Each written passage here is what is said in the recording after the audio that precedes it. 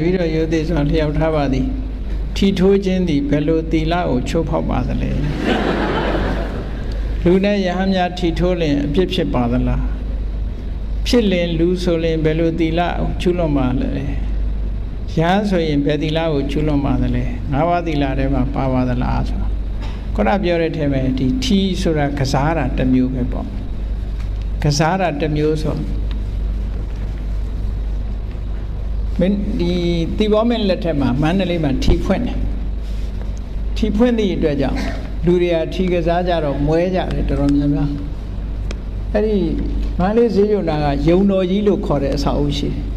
အဲ့ဒါထီဖွင့်တဲ့ယုံကြီးမို့ယုံတော်ကြီးလို့ခေါ်တာနော်ယုံတော်ကြီးလို့ခေါ်တယ်အဲ့ဆရာတော်ကြီးတွေကဘုရင်စီမေတ္တာစာပို့တယ်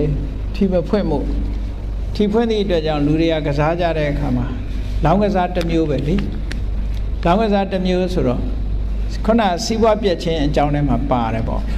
စီးပွားပြက်ခြင်းအကြောင်းထဲဟိုငါးပါးသီလထဲတော့မပါဘူးပေါ့နော်ဒီစီးပွားပြက်ခြင်းအကြောင်းတစ်ခုထဲမှာတော့ပါတယ်ပေါ့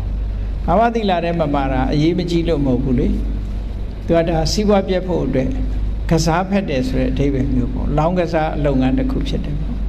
အဲ့ဒါကြောင့်မို့လို့ငါးပါးသီလထဲမပါလည်းပဲရှောင်သိရင်ရှောင်ရမှာပေါ့ဒီလိုဆိုလို့ပေါ့ဒီရဟန်းတော်တွေလည်းမထိုးကောင်းဘူးလူတွေလည်းဒီကစားတာဟာပျက်စီးခြင်းအကြောင်းတစ်ခုပဲဖြစ်တယ်ပေါ့ကစားတဲ့ထဲမှာပါတယ်ပေါ့ရဟန်းတွေကြတော့ဒါဒုက္ခအပ္ပတ္တနာလို့ပြောရမှာပေါ့